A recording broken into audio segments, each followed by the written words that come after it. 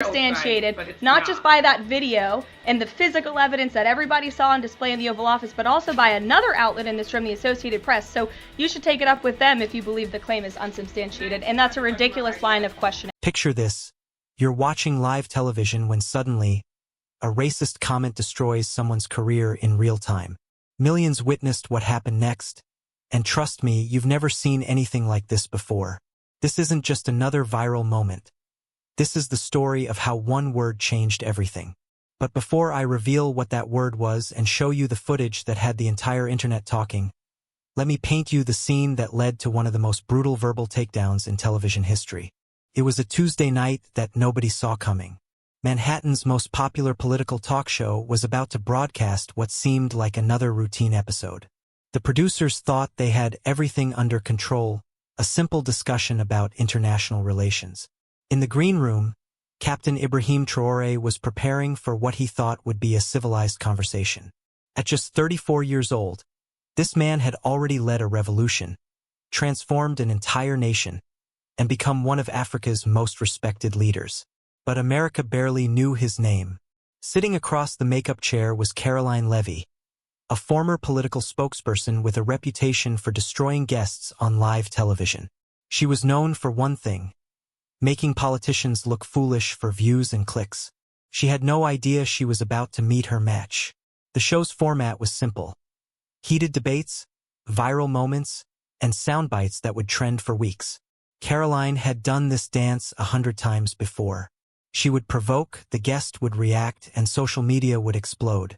But Captain Traoré wasn't just any guest. As the cameras rolled, millions of Americans tuned in expecting the usual political theater.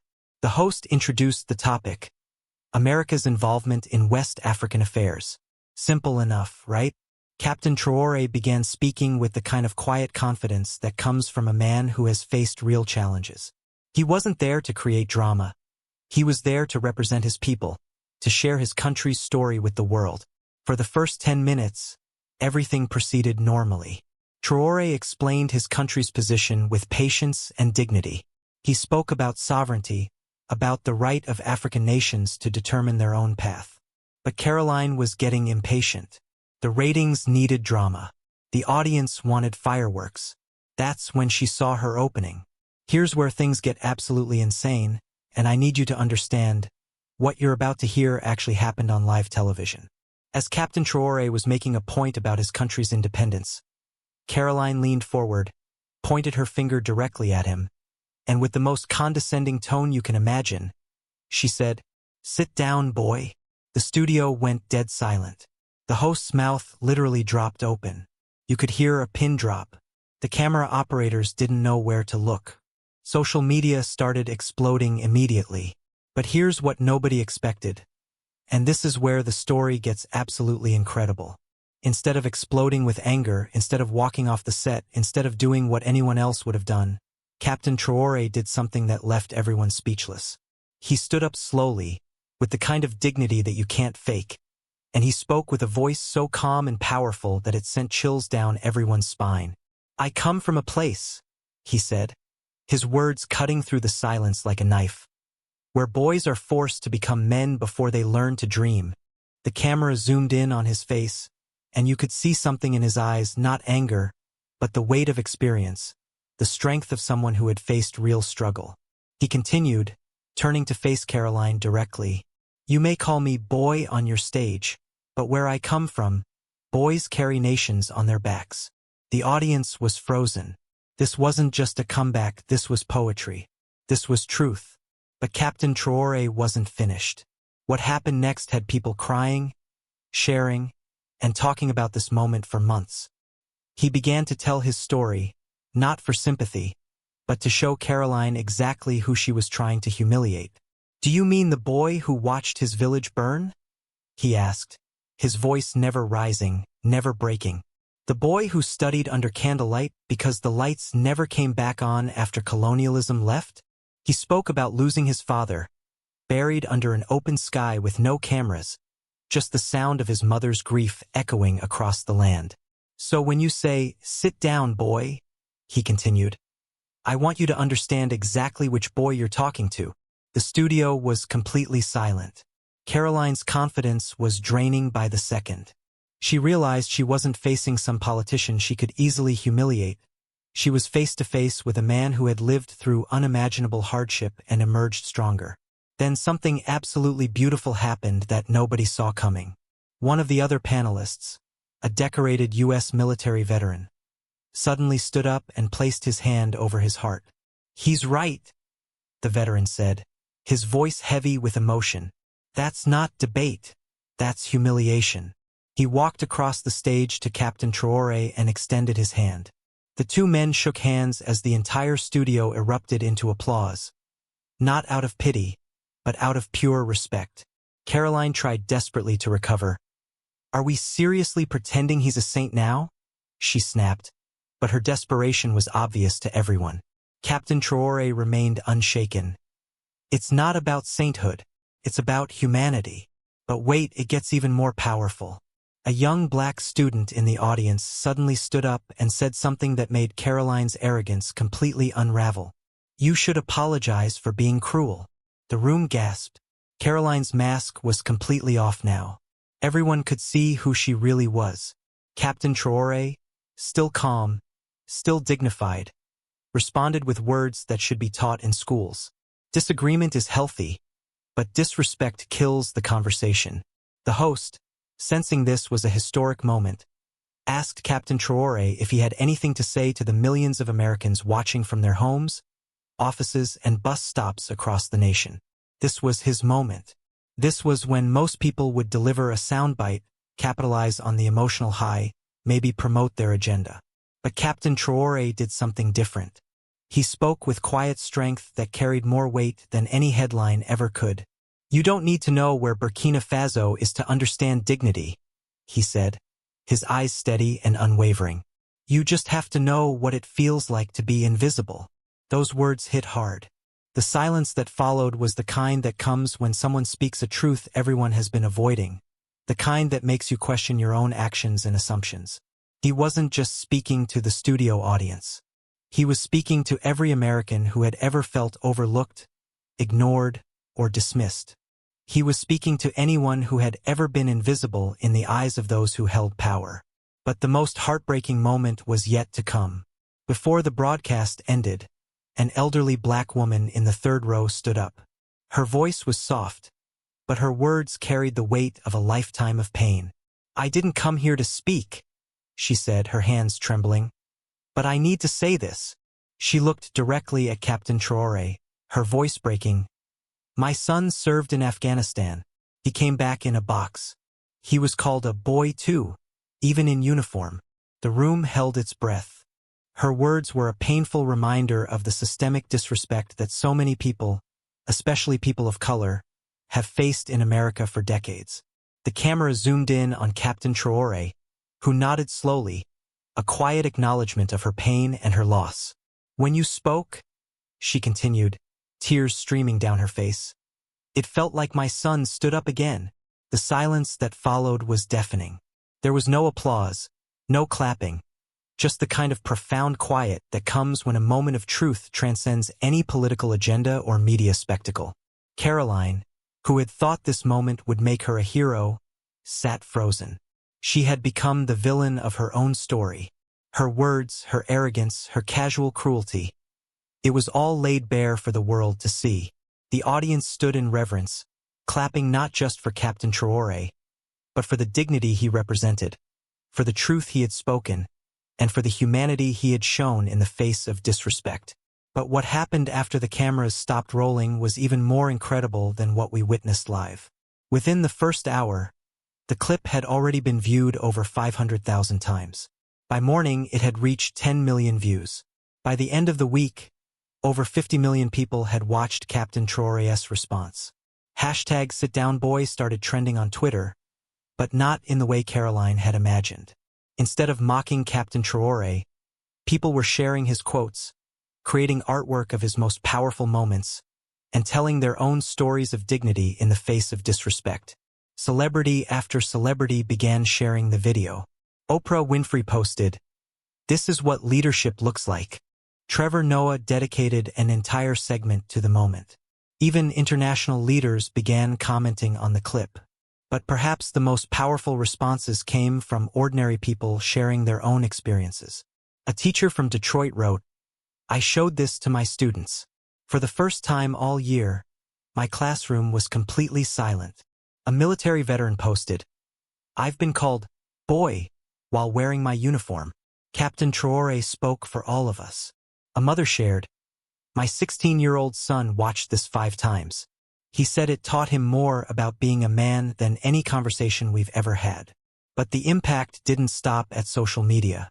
Within days, universities across America were incorporating the clip into their leadership courses.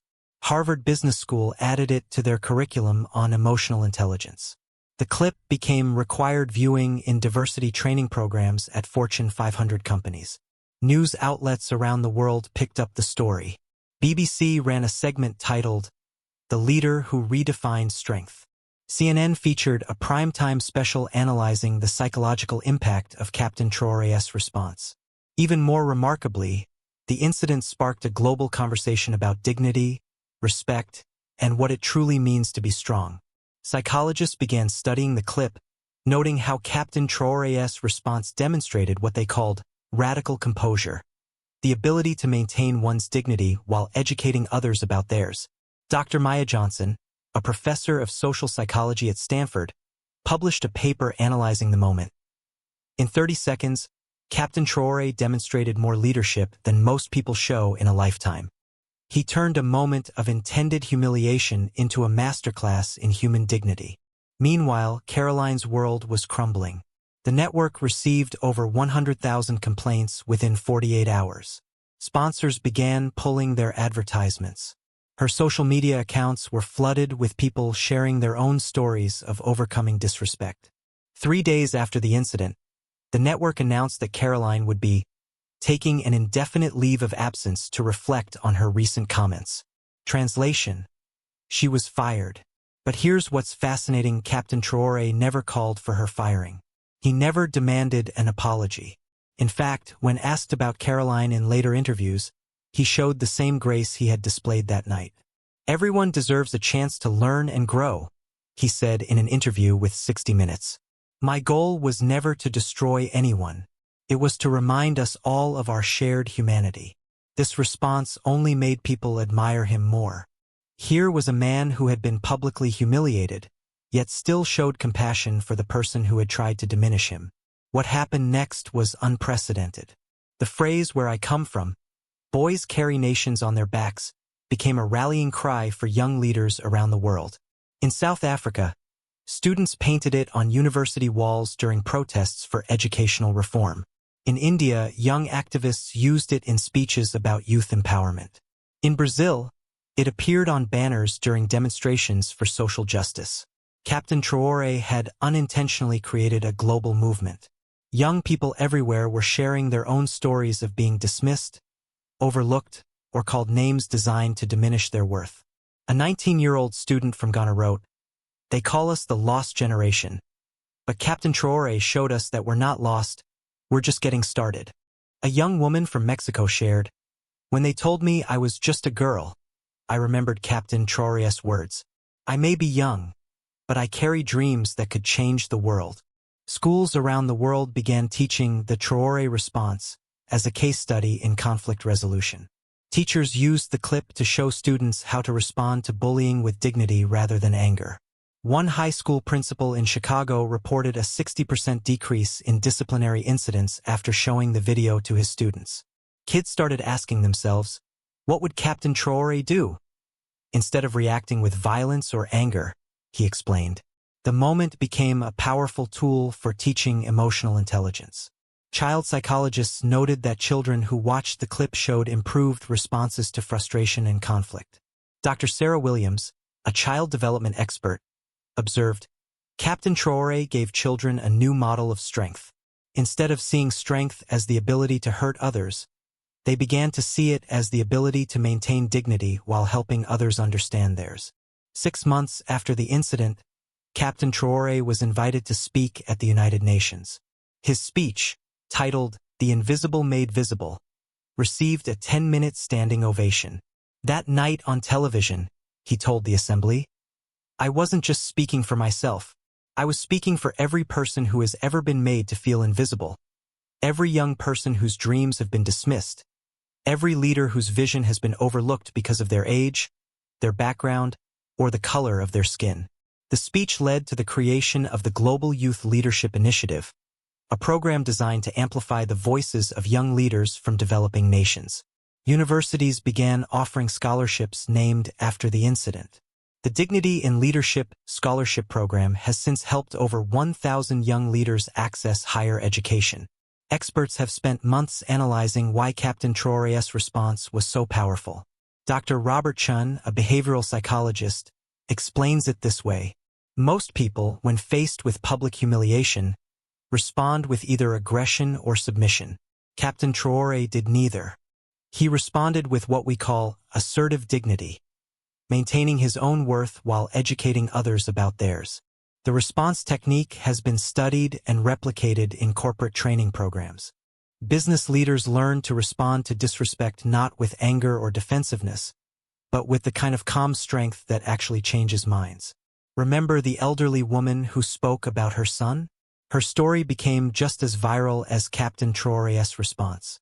3 weeks after the show, she was invited to appear on 60 Minutes alongside Captain Traoré. The two had never met privately, but their on-screen conversation moved millions to tears. When I lost my son, she said, I thought his voice was silenced forever, but when you spoke that night, it was like he was speaking through you. Captain Traoré's response was simple but profound. Your son's sacrifice gave me the strength to stand up that night. He may have come home in a box, but his spirit filled that studio. The interview led to the creation of the Voices of Dignity Memorial Fund, supporting families of veterans who faced discrimination while serving their country. A year later, the clip has been viewed over 200 million times across all platforms. It's been translated into 47 languages and has sparked conversations about dignity and respect in every corner of the globe. Captain Traoré didn't just defend himself that night. He reminded us all of what we're capable of when we choose dignity over destruction, education over humiliation, and strength over cruelty. The video became more than entertainment. It became a masterclass in leadership, a lesson in human dignity, and proof that sometimes the most powerful response to hate is not more hate, but an unwavering commitment to one's own humanity. In a world that often feels divided, where social media rewards outrage and public discourse seems to reward the loudest voice rather than the wisest one, Captain Traoré showed us a different way. He showed us that true strength isn't measured by how quickly you can destroy someone who tries to diminish you. True strength is measured by how you can turn a moment of intended humiliation into a lesson that elevates everyone in the room. His response reminded us that dignity is not something that can be taken from you. It's something you choose to maintain, no matter what others try to do. And Karoline?